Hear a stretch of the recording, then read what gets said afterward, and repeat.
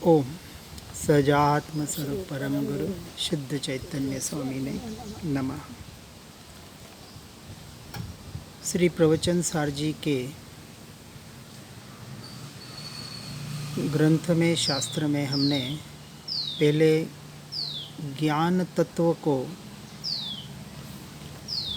पहले अधिकार में, जिसे ज्ञान तत्व प्रज्ञापन कहा, यानी आत्मा के अनंत गुणों में ज्ञान गुण की महिमा। ज्ञान ही आत्मा है, आत्मा ही ज्ञान है, क्योंकि अनंत गुणों में जो प्रकट ऐसे कुछ गुण, 47 शक्तियाँ कहें या 6 प्रत्यक्ष जो आत्मा के गुण लक्षण, ज्ञान, दर्शन, चारित्र, सुख, वीर्य, उपयोग, जिसके द्वारा हम आत्मा का अनुभव, आत्मा का निर्णय, आत्मा का श्रद्धान करने का प्रयास और पुरुषार्थ करते हैं। और उस वक्त भी जब आत्मस्थिरता के वक्त, जब अद्भुत आनंद का जो सागर उछलता है, लहलहाता है, अद्भुत शांति की अनुभूति होती है वगैरह जो कहा जाता है, यह भी गुणों का भेद। इससे भी परे होकर, पार होकर जिस ध्रुव तत्व को पकड़ना है, जिस ध्रुव की श्रद्धा करनी है, क्योंकि यह आनंद, यह शांति, यह जो कुछ प्रकट हो रहा है, यह भी एक समय की पर्याय है। और उसको भी जो जानने वाला जो ज्ञान तत्व, ये जो निरंतर बह रहा है और अनंत काल तक बहता रहेगा, इस अपेक्षा से ज्ञान की मुख्यता से ज्ञायक का प्ररूपण, ध्रुव तत्व आत्मा का प्ररूपण किया जाता है। ऐसे ज्ञान तत्व की मुख्यता से हमने अपने स्वरूप को, स्वभाव को समझने का प्रयास किया। यही स्वसमय मेरा द्रव्य यानी मैं, मेरे अनंत गुण और एक एक गुण की उत्पन्न होने वाली अनंत पर्याय, यह मेरा परिवार व्यवहार की अपेक्षा से, यह स्वसमय। इसके अलावा जो कुछ भी है, 6 के 6 द्रव्य, वो सारे पर समय, वह द्रव्य, उनके निमित्त से होने वाले परभाव, ये सारा पर समय, आत्मा से संपूर्ण भिन्न, न्यारा, इन सब से मैं स्वतंत्र, परिपूर्ण, एक त्रिकाली ध्रुव तत्व, वही मैं, उस मैं का निर्णय करने के लिए पर को समझना पड़ता है। तो ज्ञेय तत्व प्रज्ञापन के दूसरे अधिकार में उस पर वस्तु को, पर क्या है, पर का स्वरूप क्या है, क्योंकि जिससे हटना है, छूटना है, उसके स्वरूप को भी समझना पड़ेगा। नहीं तो कहीं ना कहीं इन पर द्रव्यों को, पर भावों को अपना मानकर, उसी को आत्मानुभूति मानकर, यानी 5 इंद्रियों द्वारा जो जो परिणाम होते हैं, अनुभूतियाँ होती है, इतनी सूक्ष्मता से बताने का प्रयास किया। और उसके बाद साधु की चर्या, श्रवण का स्वरूप, वो चरणानुयोग चूलिका में हमने समझने का प्रयास किया। और यह सब समझने के बाद उस तत्व का निर्णय और उस साधु दशा तक पहुँचने का पुरुषार्थ व्यवहार की अपेक्षा से, क्योंकि भावलिंगी मुनि दशा जो अंतर्मुहूर्त शुद्धोपयोग में लीन होते हुए उस शपक श्रेणी के आगे बढ़कर उस कैवल्य की प्राप्ति करने का जो पुरुषार्थ होता है, वो उसी अवस्था में होता है। यह भावलिंगी मुनियों की दशा में ही होता है। और इस अपेक्षा से उसके स्वरूप को समझने का प्रयास किया, जहाँ हमें पहुँचना है। इसके अलावा किसी भी दशा को मुनि दशा मानना, उसके अनुरूप वंदनादि करने का भी मिथ्यात्व का पोषण होता है, उसका दोष लगता है। इसलिए हो सके वहाँ तक हमें इन सारे बाहर के असत्संग, असत प्रसंग इनसे पूर्णतः हटकर एकमात्र सर्वसंग परित्याग करके, यानी सत्संग और सत्प्रसंग जहाँ मिले ऐसे निवृत्ति क्षेत्र में सत्संगियों के साथ रहकर सतस्वरूप आत्मा का संग करने का निरंतर प्रयास और पुरुषार्थ करना, यही एकमात्र साधना और आराधना है। जिसे तीव्रता से करना है वो तीव्रता से पर द्रव्य पर भावों से, संसार से ये जो प्रतिबंध है, मूल दो प्रतिबंध, संसार प्रतिबंध और कुटुंब प्रतिबंध, क्योंकि अभी शरीर और विकल्प ये जो प्रतिबंध है इनकी हमें ज़रूरत है, परंतु उसे भी प्रतिबंध मानना है, वहाँ से अभी छोड़ना नहीं है उसे, उसका उपयोग करके अपने स्वरूप में रमण करने का प्रयास और पुरुषार्थ करना है। और उसके बाद यहाँ अंत में परिशिष्ट में 47 नयों का वर्णन किया गया है। जिनको विशेष जानना हो शास्त्र से जान सकते हैं। हम उसके भावार्थ को लेंगे। यहाँ कह रहे हैं अमृत चंद्राचार्य जी, जितने वचन पंथ है, यानी वचन के जो प्रकार, जितने वचन के प्रकार है उतने नए हैं। अपेक्षा सहित नए वे सम्यक नए हैं और अपेक्षा रहित नए वे मिथ्या नए हैं। एक अपेक्षा से नए को हम दृष्टिकोण भी कह सकते हैं। हर जीव का अपना अपना दृष्टिकोण है, इसलिए जितने सम्यक नए हैं उतने ही मिथ्या नए हैं। और ऐसे जो नए, ऐसे जो वचन पंथ है उतने वास्तव में नयवाद है, और जितने नयवाद है उतने ही पर समय पर मत है।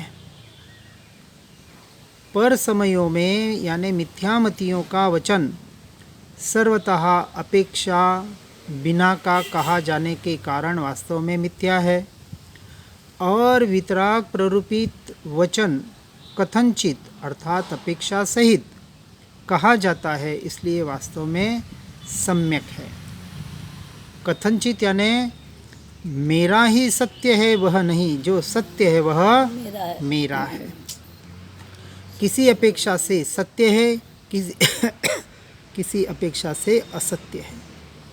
जैसे मैं आत्मा अपने अस्तित्व की अपेक्षा से सत्य हूँ और शरीरादि पर की अपेक्षा से असत्य हूँ, यानी वो मैं नहीं हूँ और ये मैं हूँ, इसे कहा अपेक्षा। इस प्रकार इस उपरोक्त सूचना अनुसार ऐसे 47 नयों का विशेषतः वर्णन किया गया है।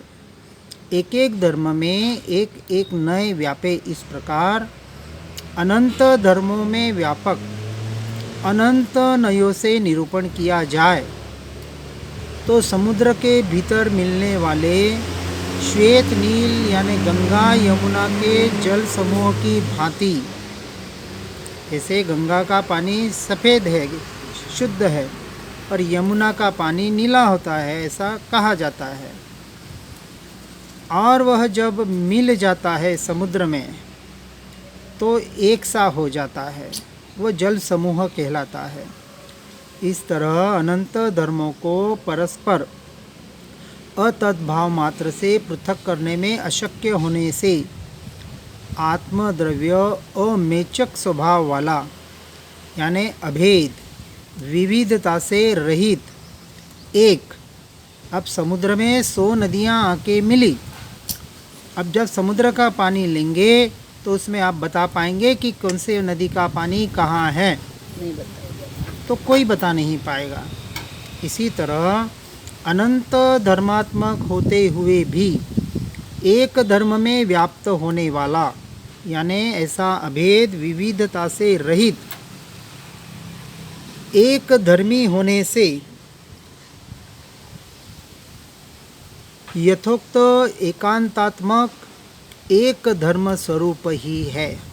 अनेकांत यानी अनेक रूप होते हुए भी जो एक अंत रूप वाला है, एकांत वाला है, ऐसे एकांतात्मक, ऐसे अनेकांतात्मक एक धर्म स्वरूप है, परंतु युगपत अनंत धर्मों में व्यापक ऐसे अनंत नयों में जल समूह के समवायात्मक यानी समुदाय स्वरूप एक समुद्र की भांति अनंत धर्मों को वस्तु स्वरूप से पृथक करना अशक्य होने से आत्मद्रव्य मेचक स्वभाव वाला यानी पृथक पृथक विविध अनेक अनंत धर्मों में व्याप्त होने वाला, अनंत धर्मों में व्याप्त होते हुए भी एक है, भिन्न नहीं है, अभेद है, अखंड है, परिपूर्ण तत्व है। ऐसा एक धर्मी होने से यथोक्त अनेकांतात्मक यानी अनेक धर्म स्वरूप है। जैसे एक समय नदी के जल को जानने वाले ज्ञान अंश से देखा जाए तो समुद्र एक नदी के जल स्वरूप ज्ञात होता है, उसी प्रकार एक समय एक धर्म को जानने वाले एक नए से देखा जाए तो आत्मा एक धर्म स्वरूप ज्ञात होता है। नदी को अलग अलग देखेंगे तो 100 नदियाँ 100 दिखाई देगी, लेकिन समुद्र को देखेंगे तो 100 नदियाँ उसमें दिखाई नहीं देगी। उसी प्रकार समझाने की अपेक्षा से एक एक गुण को एक एक नई की अपेक्षा से अलग अलग करके समझाने का प्रयास किया जाता है, लेकिन वास्तविक देखें तो अलग अलग है नहीं। इसलिए एक एक धर्म को जानने वाले एक नए से देखा जाए तो आत्मा एक धर्म स्वरूप ज्ञात होता है, परंतु जैसे एक ही साथ सर्व नदियों के जल को जानने वाले ज्ञान से देखा जाए तो समुद्र सर्व नदियों के जल स्वरूप ज्ञात होता है, यानी समुद्र तो एक ही है, उसके पानी में कोई भिन्नता नहीं दिखाई देती। उसी प्रकार एक ही साथ सर्व धर्म को जानने वाले प्रमाण से देखा जाए, यानी प्रमाण का विषय समुद्र है और नए का विषय नदियाँ हैं। इसी प्रकार ये जो गुणों के पर्यायों के भेद के द्वारा जो बताया जा रहा है वो नए निक्षेप है, और इन नयों को पीकर बैठा हुआ अनंत गुणों का जो ध्रुव तत्व है, जो एक द्रव्य है, वो प्रमाण का विषय है। इस तरह से नए निक्षेप प्रमाण के द्वारा जो बताया जा रहा है वो सिर्फ हमको समझने के लिए, श्रद्धा दृढ़ करने के लिए बताया जा रहा है। वास्तविक उसमें कुछ भी भेद नहीं है। समुद्र तो समुद्र है, आत्मा तो आत्मा है, मैं तो मैं हूँ, अभेद अखंड एक तत्व। तो दृष्टि का विषय, ज्ञान का विषय भेद बन जाए, दृष्टि का विषय वो अभेद अखंड एक तत्व ही बने। बहुत अच्छी तरह से समुद्र के उदाहरण से बताया गया। इसलिए सर्व धर्मों को जानने वाले प्रमाण से देखा जाए तो आत्मा अनेक धर्म स्वरूप ज्ञात होता है। इस प्रकार एक नए से देखने पर एक आत्मा एकांतात्मक है और प्रमाण से देखने पर अनेकांतात्मक है, यानी अनेक में भी जो एक, तो अनेकता भी है, इसका अस्वीकार नहीं है, परंतु दृष्टि का विषय एक सम्यक एकांत जिसे कहा। अब इसी आशय को काव्य द्वारा कहकर आत्मा कैसा है इस विषय का कथन समाप्त किया जाता है।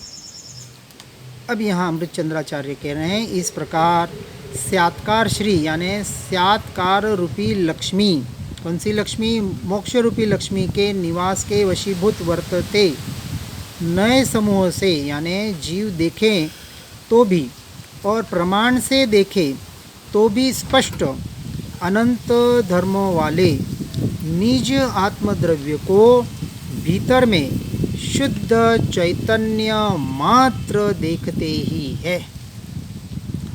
अब वहाँ नए निक्षेप प्रमाण ये कुछ भी नहीं है। जब कहा कि यही मैं, वो मैं ये चैतन्य, शुद्ध चैतन्य मात्र, ऐसा भगवान आत्मा, वो मैं। अब मैं ये जो विकल्प है, ये जो भाव है, वो भी वहाँ अब विलय को प्राप्त हो जाता है और वहाँ अनुभूति मात्र रहती है, उस अपने होने पने का एहसास मात्र रहता है, बस वो एहसास है, वही अनुभूति है।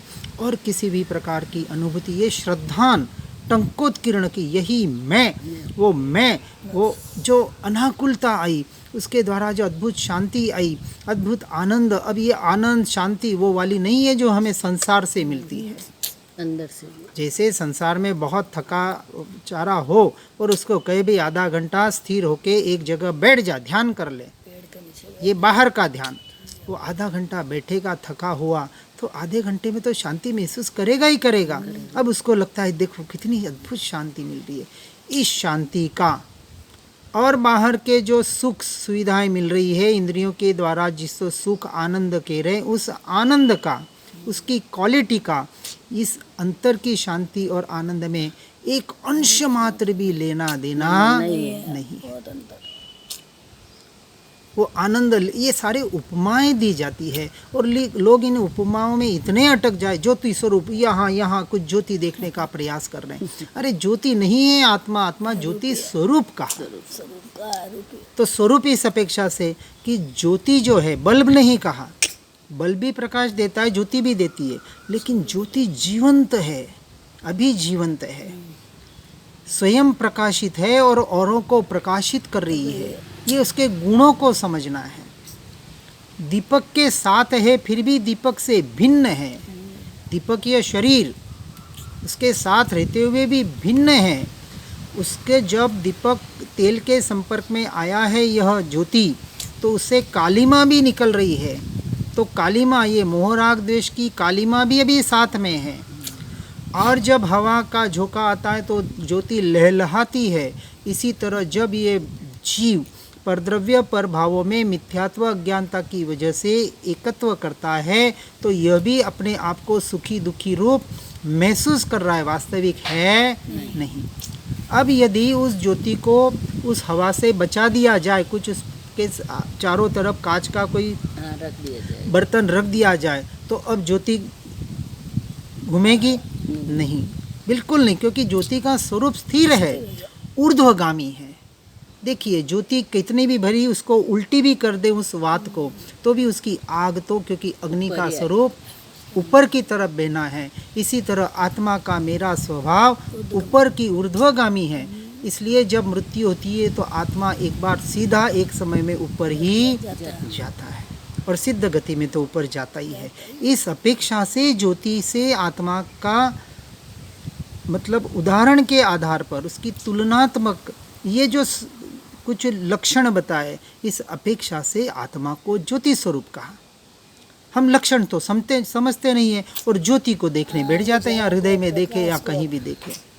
ये जो कहीं ना कहीं हमारी भ्रांतियाँ हैं, कोई मंत्र को देख रहा है, कोई गुरु को देख रहा है, कोई परमात्मा को अपने हृदय में बिठा रहा है, कहीं ना कहीं बाहर बाहर पर में ही अटक रहा है। अब यहाँ एक धर्म ध्यान के व्यवहार के अभ्यास में सिमंदर स्वामी की यात्रा का भी वर्णन आता है। तो एक अक्षरों का आता है, पदस्थ पिंडस्थ रूपस्थ रूपातीत, 4 प्रकार के ध्यान के, ये सारे एकाग्रता के लिए बताए हैं। इसमें ही अटक गए तो उस शुक्ल ध्यान की क्रिया से हम चूक जाएंगे।